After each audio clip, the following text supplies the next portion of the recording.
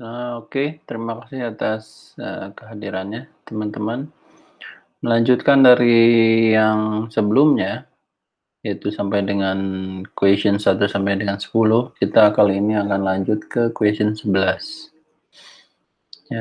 Oke, untuk pertanyaannya, as the project manager, you are in the process of developing draft of a document that authorize a new software development project. Jadi katanya sebagai project manager, Anda sedang diproses untuk mendevelop sebuah draft dari dokumen yang memungkinkan otorisasi terhadap pengembangan dari software yang baru. Dan Anda sudah melakukan review terhadap agreement-nya dan bisnis dokumennya satu sama lain. Apa yang harus dilakukan untuk di part dari proses ini?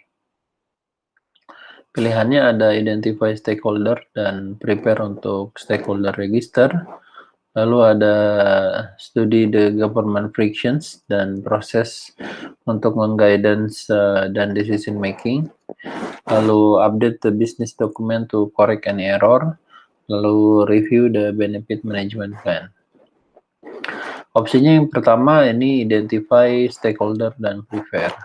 Sedangkan yang kedua adalah study government function dan proses to provide guidance dan decision making. Adapun yang ketiga nih business document dan to correct any error.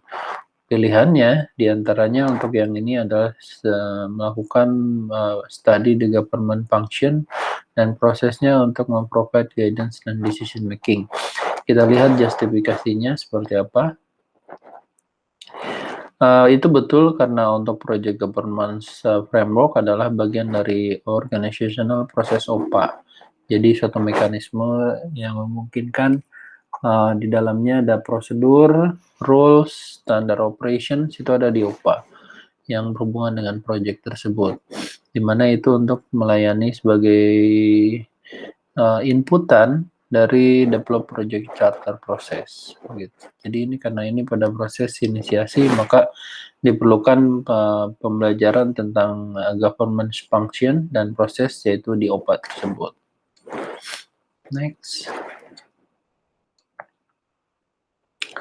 Selanjutnya di yang nomor 12 sebagai Scrum Master ya untuk memimpin sebuah agile project di mana development team sudah melakukan kesalahan untuk achieve dari sprint goal pada 3 iteration yang sebelumnya. Selama sprint retrospective, the team decide untuk mengimplement several changes to improve velocity tersebut. Dan bagaimana seorang Scrum Master untuk memverifikasi dari performance improvement tersebut. Jadi yang pertama ada mengkalkulasi project CPI, cost ataupun cost performance index, yaitu terus create burn down chart. Yang ketiga membuat burn up chart. Yang keempat yaitu studi tentang Gantt chart. Opsi di sini adalah melakukan review terhadap burn up chart. Kita lihat justifikasinya. Itu betul karena burn down chart adalah bagian dari graphical representasi untuk pekerjaan yang sudah diselesaikan, work completed, agar segera produk yang dirilis. Dan burn up chart tersebut memungkinkan chartnya di-review the development team product over time selama masa waktu tersebut.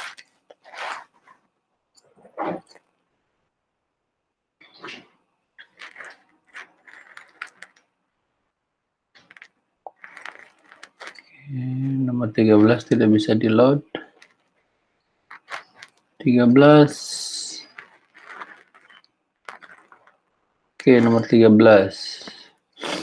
Pada first iterations, Agile Team menyelesaikan setengah dari pekerjaan yang dikerjakannya.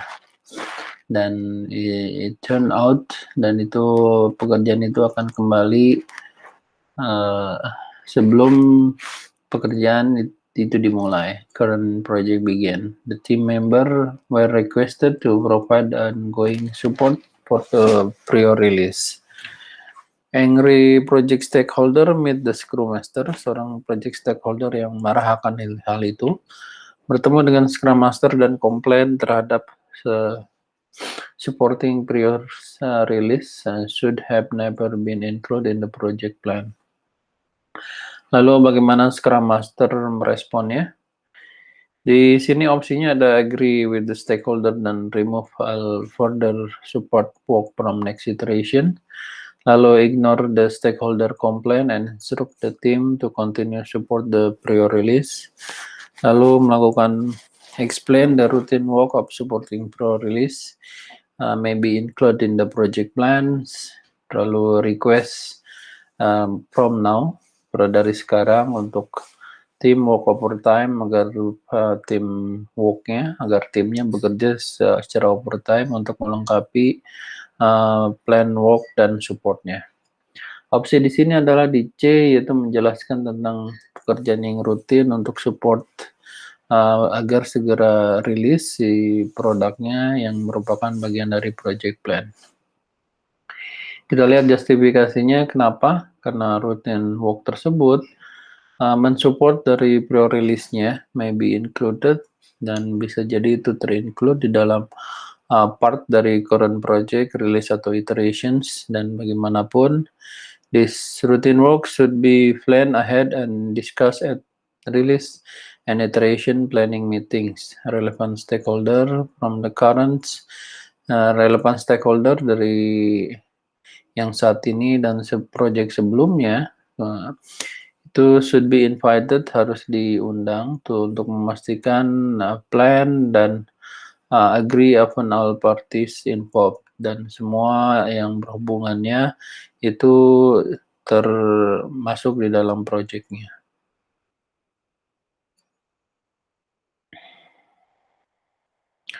Nomor 14, you are managing the project build 100 site tower and you have just completed building the 5th tower. To mark the successful completion of this first significant milestone, you hold the celebrations where you share the developments, challenges, and lessons learned so far on the project.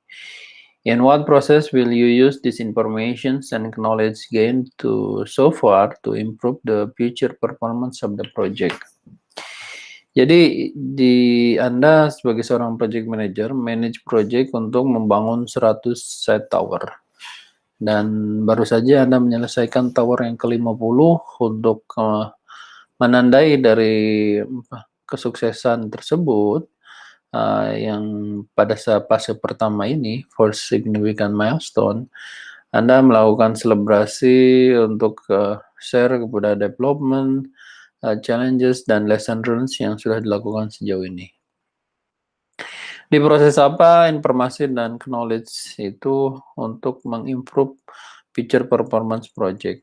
Pertama pilihannya ada control quality, performance continuous improvement, ada manage quality, dan direct and manage project work.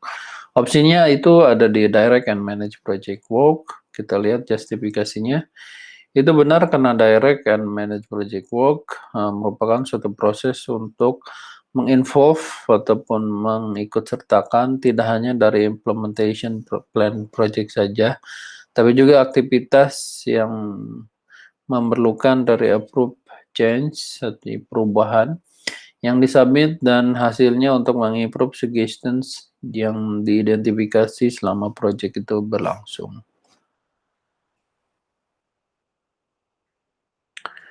Nomor 15, you have been provided list concerns some stakeholder happy with your project. You meet with them to address the concern in hope of gaining their support and cooperations.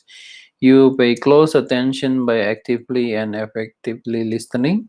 You focus on each person's input to ensure you are aware of and are taking all perspective into considerations. You then clearly articulate your point and your position and ask their support. Which tool or technique best describe the skill you are using? Untuk ini yang berhubungan dengan memprovide list concern kepada stakeholder dan berbicara dengannya tentang harapan untuk gain support cooperation itu masuk ke influencing. Kita lihat justifikasinya kenapa di influencing ataupun mempengaruhi. Karena influencing adalah satu dari 17 interpersonal skill dan team skill, tools dan teknik yang mana itu untuk memanage team proses. These questions demonstrate the use of many influencing skills, including but not limited active and effective listening, clearly articulating point and positions, and others. Thank you. Recording di off dulu.